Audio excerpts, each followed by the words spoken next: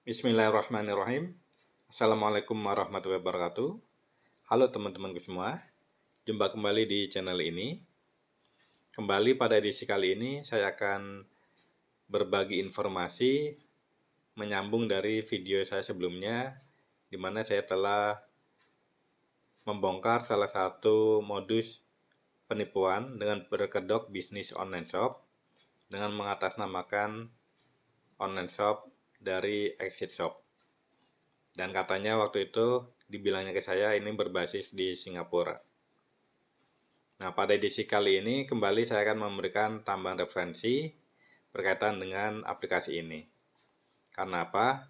Karena beberapa komentar di video sebelumnya, dia masih menanyakan, ada komentar yang menanyakan apakah benar ini penipuan atau tidak.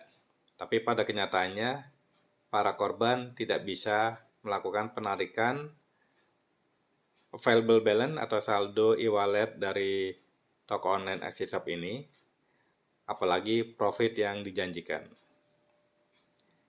Nah, buat teman-teman yang baru berkunjung di channel ini, saya ucapkan selamat datang, dan tentunya kalian berkunjung ke channel ini, ke video ini karena kalian tertarik dengan judul yang sudah saya berikan untuk video ini. Jadi memang benar, dan semoga informasi yang akan saya sampaikan kembali ini bisa menambah referensi buat kalian yang memang sedang mencari kebenaran dari modus atau penipuan online yang bermoduskan bisnis online shop dengan mengatasnamakan Exit Shop. Baik, langsung saja saya akan buka aplikasi Exit Shop yang sudah terlanjur saya install. Nah, buat kalian, saya tidak menganjurkan untuk melakukan instalasi aplikasi ini, apalagi direferensikan oleh orang yang tidak dikenal. Dan aplikasi ini juga tidak terdapat pada aplikasi Google Play Store ataupun App Store, karena kita tidak tahu keamanannya ya. Nah, berhubung aplikasi ini sudah terinstall di smartphone saya, dan saya merupakan salah satu korban juga, jadi biar meminimalisasi kemungkinan adanya korban-korban lain, saya akan menggunakan aplikasi yang sudah terlanjur terinstall ini untuk saya coba explore, untuk saya bagikan videonya untuk menjadi tambahan-tambahan referensi buat teman-teman semua yang memang sedang mencari referensi ya. Karena berkaca dengan pengalaman sebelumnya, pada saat sebelum saya terjebak di sistem ini, di sistem modus penipuan online ini, saya mencoba mencari referensi namun tidak mendapatkan. Baik, sedikit kita akan mencoba mereview kembali dari aplikasi berkedok nama Exit Shop ini. Nah, buat kalian yang menjadi korban, tentunya kalian tidak asing dengan menu ini ya. Namun buat kalian yang belum menjadi korban, tentunya kalian bertanya-tanya seperti apa sih aplikasinya. Nah, ketika kalian nanti melihat dari aplikasi ini, saya harap kalian jangan terlena dengan bujukan atau sebuah motivasi yang ujung-ujungnya kalian harus melakukan transfer. Apalagi motivasi ini komunikasinya dilakukan oleh orang yang sama sekali tidak kalian kenal ya. Baik, langsung saja ya. Di sini di dashboard utama ini kalian bisa lihat ini adalah dashboard dari aplikasi Exit Shop. Kalian bisa lihat seolah-olah kalian melihat total performance atau informasi performance dari pelayanan jual beli yang kalian lakukan ya sebagai seller yang tergabung dalam global market di Exit Shop ini. Kemudian di menu selanjutnya kalian akan melihat ini adalah menu yang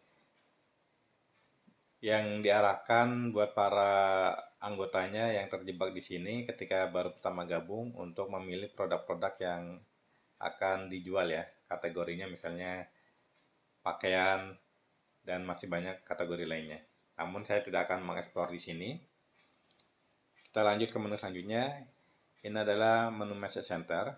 Nah, di menu message center ini terdapat dua kategori ya, customer service dan juga sistem information.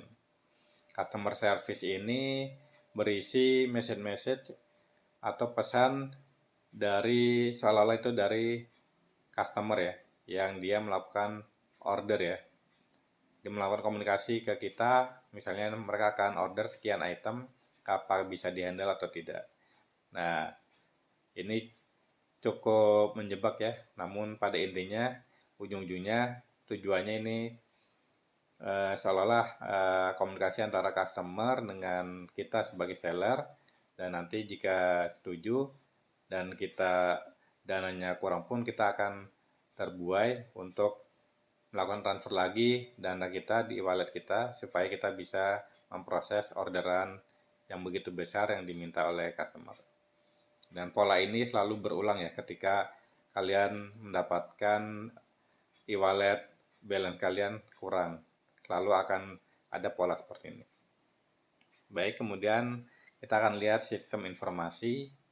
Nah, sistem informasi ini seolah-olah ini adalah informasi yang tergenerate ketika orderan-orderan itu tahapannya sudah sampai mana. Misalnya dari mulai orderan diproses pick up sampai di on the way lah dikirim, dan misalnya sampai sudah diterima oleh customer. Nah, seperti ini kurang lebih. Semua ini terlihat seperti nyata ya. Saya juga awalnya seperti itu. Tapi sistem ini namanya sistem ya. Sistem dibuat berdasarkan trik pola pikir kita sebagai manusia ya. Kalau memang ini polanya adalah sebuah modus penipuan ya tentunya sudah dibikin sedemikian rupa ya. Nah, namun pada saat saya menyadari ini adalah penipuan karena saya merasa sepertinya transaksinya fiktif ya. Bukan barang sungguhan yang diorder dan dikirim ke mana negara-negara lainnya. Karena apa? Karena pada dasarnya saya tidak bisa mengambil profit, apalagi available balance yang tersisa. Jadi kita di lock di situ dan kita dipaksa untuk selalu memproses orderan, selalu top up balance kita untuk bisa memproses itu. Baik, langsung saja ke menu selanjutnya. Ini saya hanya menunjukkan saja, saya tidak akan mengeksplor lagi karena fokus di edisi kali ini saya akan mencoba simulasi bagaimana sih sisa balance itu tidak bisa kita tarik. Nah, di sini saya hanya menunjukkan saja ini adalah tampilan di mana orderan yang sudah dilakukan oleh seolah-olah customer, kemudian kita proses. Di sini bahasanya kita pick up, kemudian nanti dikirim, dan nanti jika sudah selesai akan statusnya menjadi terdeliver. Nah, jika sudah terdeliver dengan pola sistem yang ada di sini, nanti harga barang dari item yang sudah di order itu nanti akan balik masuk lagi ke e-wallet kita beserta dengan profitnya. Nah, yang terjadi ketika ada uang masuk ke e-wallet kita di toko online ini, nah tiba-tiba nanti ada orderan lagi dan nilainya lebih besar lagi, dan kita value atau amount atau balance di wallet kita itu selalu kurang dan kita berpikiran untuk top up lagi. Baik, sampai di sini saja untuk tampilan ini. Kita lanjut ke menu selanjutnya. Nah, di sini adalah ini menu profile ya. Kalian bisa lihat available balance dari toko ini, pending balance-nya, kalian bisa lihat di sini. Nah, fokus yang akan saya sampaikan di sini adalah berkaitan dengan salah satu komentar yang ada di video saya selanjutnya, di mana para korban tidak dapat melakukan penarikan dari available balance yang ada di toko online ini. Available balance ini sudah gabung dengan perhitungan profit ya dari transaksi yang sudah dilakukan. Baik, langsung saja saya akan menunjukkannya. Kalian bisa lihat di sini ada financial statement. Nah, ini adalah financial statement. Kalian bisa lihat ini di bagian awal ini kategori recharge. Ini adalah beberapa transfer yang sudah dilakukan oleh customer ketika mereka melakukan top up e-wallet mereka ya, melalui customer service ya.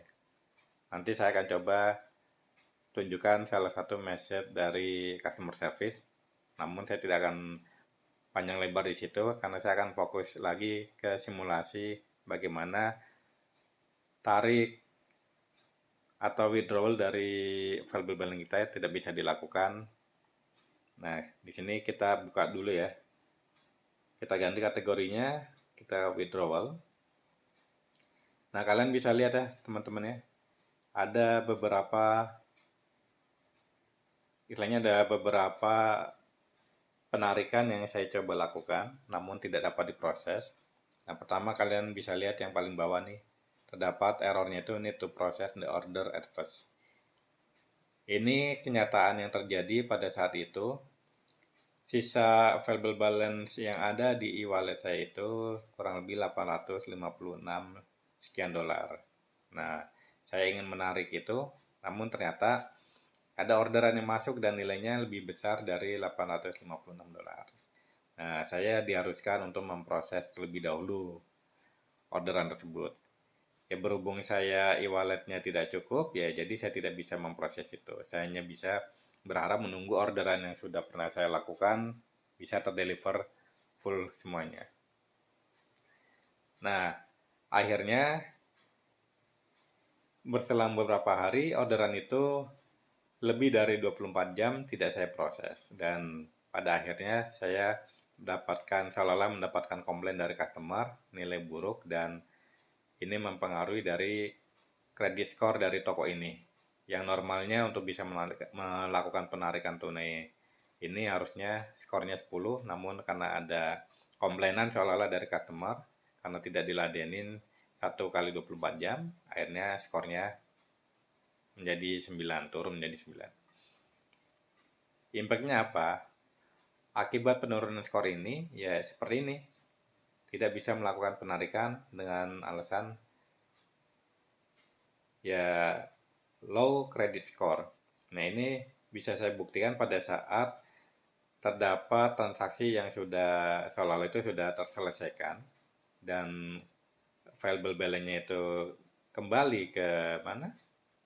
Kembali ke e-wallet saya. Kemudian saya coba melakukan penarikan, dan selanjutnya saya mendapatkan low credit score.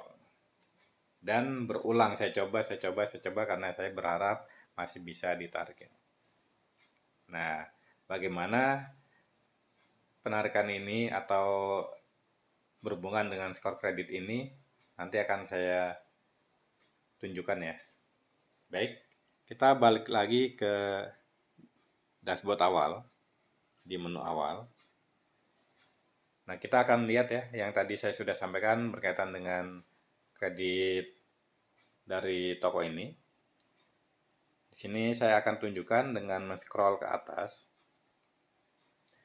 Nah, kalian bisa lihat ya, di sini kredit skor saya itu nilainya 8. Normalnya 10, dan 10 ini menurut sistem modus ini kita bisa melakukan penarikan. Tapi pada kenyataannya setiap kali ada orderan selesai, uang kita kembali ke e-wallet, dan kita selalu ada orderan yang nilainya jauh lebih tinggi dan kita tidak bisa melakukan penarikan. Dan ketika kita tidak bisa melakukan penarikan, kita harus memproses orderannya terlebih dahulu. Nah, ketika orderan 1 kali 24 jam tidak dapat diproses, nah ada komplain dari customer seolah-olah nanti kita akan turun kredit skornya. Nah, walaupun nanti terdapat beberapa transaksi yang sudah terdeliver dan uangnya balik, selama kredit skor ini belum kembali lagi ke nilai 10, kita tetap tidak akan bisa. Nah, di sini karena ada beberapa transaksi yang tidak bisa saya proses karena available-nya tidak cukup, jadi saya mengalami penurunan kembali. Dan artinya kredit skor ini makin berturun. Dan yang paling buruk ketika credit score ini turun, terus turun, apalagi sampai di bawah 5, nanti ancamannya adalah ya toko online kita akan di-freeze. Yang otomatis kita tidak punya akun lagi, tidak bisa dibuka lagi, dan atau sudah otomatis ya uang yang ada di sini ya tidak bisa dilakukan penarikan. Impact-nya itu. Nah, terus bagaimana untuk bisa mengembalikan credit score ini? Nah, kita akan lihat dari chattingan atau komunikasi yang saya lakukan ke customer service. Saya akan coba tunjukin ya. Di sini saya akan klik. Kita masuk ke bagian customer service. Saya akan menunjukkan kepada kalian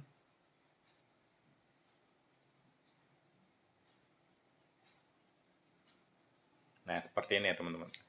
Di sini saya mencoba menanyakan ke customer service, I want to ask how to increase credit score. Maksud saya, intinya, saya tahu credit score saya di bawah 10 dan saya ingin credit score saya itu balik lagi ke 10 supaya saya bisa menarikan sisa dana yang ada. Nah, di sini dijelaskan supaya credit score itu balik ke 10, pertama penjelasan normalnya itu ya saya harus melakukan deposit, pembayaran deposit. Kemudian yang kedua disuruh melakukan ya pelayanan lah, service order sesuai dengan waktu yang ditentukan. Ya bahasanya seperti yang tadi saya sampaikan, 1 kali 24 jam. Kemudian nanti kita dapat respon dari customer, feedback dari customer. Artinya apa? Artinya kita disuruh transfer lagi, nanti uang itu sudah masuk ke rekening dan kita diupdate lagi available balance-nya. Nah, available balance-nya itu nanti bisa kita lakukan untuk order ya, untuk melakukan proses order.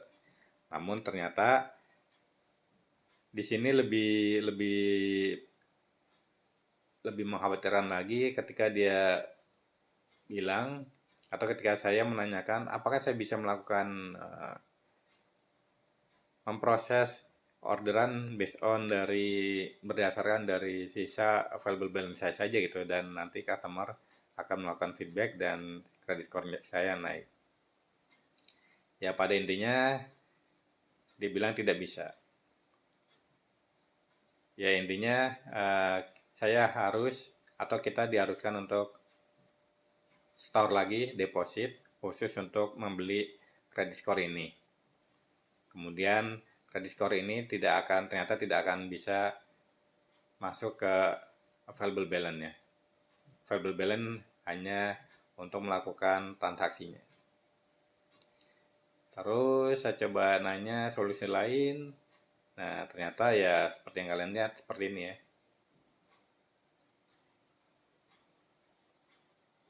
Kalian bisa baca ya. Pertama saya disuruh membayar $1.000 per poin. Kemudian top up $2.000 untuk restore credit score. Coba kalian bayangkan, $2.000, $1.000. Artinya kita dipaksa untuk menguras rekening kita. Nah itulah ya teman-teman ya, yang masih penasaran dengan credit score ini, saya harap kalian jangan terlena karena ini hanya sebuah jebakan ya. Kalian akan melakukan top up dan nantinya belum tentu kalian bisa melakukan penarikan ya. Biarpun di sini diberikan informasinya nanti kalian beli atau kredit atau deposit untuk credit score ini sekian $1.000 dan nanti bisa balik lagi skornya sampai 10. Belum tentu juga kalian bisa akan narik karena kita belum tahu apa yang akan terjadi nantinya. Pasti ini sudah diolah ya teman-teman secara sistem polanya ya. Ini hal yang penting buat kalian ketahui ya, yang masih penasaran apakah saya perlu untuk mengembalikan credit score supaya saya bisa melakukan penarikan. Nah, kalau analisa saya sih ya ini sebuah jebakan ya, dan makanya saya berhenti mencoba untuk tidak melakukan transfer lagi ya. karena nanti kita akan masuk kembali ke polanya ya. Kita melakukan transfer, uangnya tidak bisa kita tarik.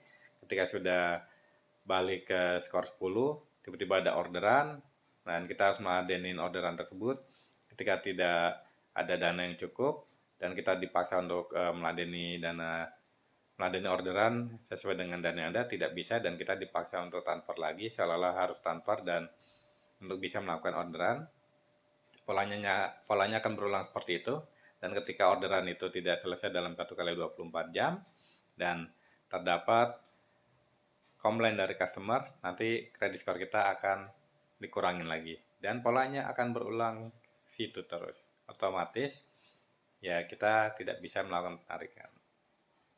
Baik, cukup ya untuk komunikasi melalui customer service yang menjadi bagian dari oknum, bagian dari pola modus penipuan ini.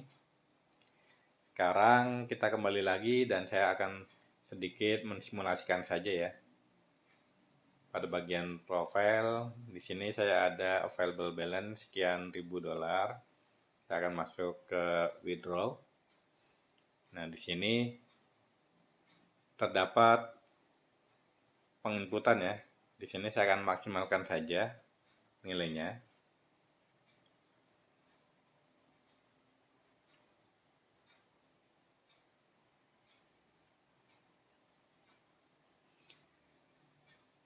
Saya sih kadang melakukan ini dengan baca bismillah tetap ya. Ya semoga masih ada rezeki ya. Namun jika tidak ya pada intinya saya ikhlas ya. Nah, yang penting saya membagikan konten ini untuk kebaikan, semoga menjadi amal jariah dari saya untuk teman-teman, supaya menjadi referensi agar teman-teman cukup melihat referensi lewat video saja dan kalian jangan terjebak dalam modus ini. Baik, di sini saya ketikkan asal banknya. Cukup, kemudian kita klik OK. Nah, seolah-olah itu sih benar ya teman-teman. Request has been successful. Kita OK. Kalau secara ini ya teman-teman, secara apa namanya? Secara sistem mereka ini dibilangnya nanti butuh waktu kurang lebih 30 menit. Ini akan ditransfer ke rekening kita. Nah, rekening kita ini di awal sudah kita daftarkan rekening penampungan yang menjadi tujuan transfer kita ya. Nah, di sini saya tidak menunjukkan itu ya. Nah, di sini kita cuma nunggu saja teman-teman. Statusnya nanti bisa terlihat ya di financial statement. Kita bagian withdraw-nya, kita klik done. Nah, pada saat kalian melakukan penarikan sebelumnya, nanti akan message-nya seperti ini. Sejumlah uang yang sudah kalian inputkan, namun belum ada statusnya ini akan gagal atau tidak. Nah, karena di sini kredit skornya masih di bawah 10, ya sudah dipastikan itu akan low credit score. Namun kita buktikan saja ya teman-teman, ini sebagai simulasi saja, hanya untuk menunjukkan kepada kalian supaya kalian tidak penasaran lagi dengan sistem ini ya. Karena kalau saya menyebutnya sih bisa dibilang ini sebagai modus penipuan online berkedok bisnis online shop. Namun yang terjadi ini sepertinya kita melakukan transaksi fiktif, di mana seolah-olah itu customer yang melakukan orderan itu ya bagian dari komplotan mereka juga ya. Jadi ini sistem memang dikelola oleh mereka ya, bagaimana mereka melakukan orderan, bagaimana mereka ya, memproses ini, bagaimana mereka merubah statusnya on the way sampai akhirnya deliver gitu kan. Dan seolah-olah itu di luar ini ada salah satu bagian komplotan yang berkomunikasi ke kita, seolah-olah itu mereka memberikan motivasi nanti kalau misalnya kurang transfer lagi, bahkan bisa diarahkan kalian pinjam saja ke bank gitu kan, supaya kalian pinjam dan kalian setorkan dananya, nanti kalian profitnya lebih gede. Nah, seperti itu ya teman-teman. kita ini tunggu dulu ya. Sambil nunggu kita bisa balik lagi melihat menu depan. Kalian bisa lihat ya, di sini penarikannya menjadi 0 ya, karena tadi sudah ketarik ke dalam sistem ini, ke dalam menu yang tadi saya tunjukkan kepada kalian. Namun nanti ketika sudah gagal, ini uangnya akan balik lagi ke sini nih nilainya, karena kita tidak bisa melakukan penarikannya. Nah, di sini sih apa ya? Ya buat kalian yang belum percaya apakah ini penipuan atau enggak, ya saya mungkin bisa berkata itu wajar ya.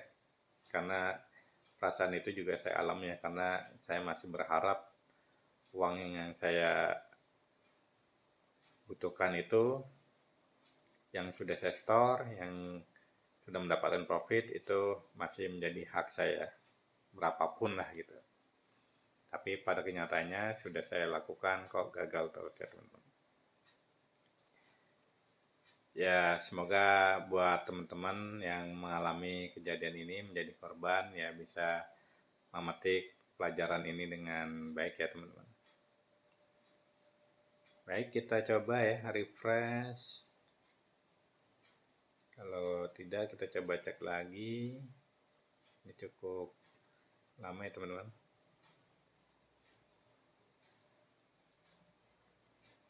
Oke, nanti kita lihat saja, kita back ke menu yang lain. Nanti kita lihat saja hasil akhirnya ya teman-teman.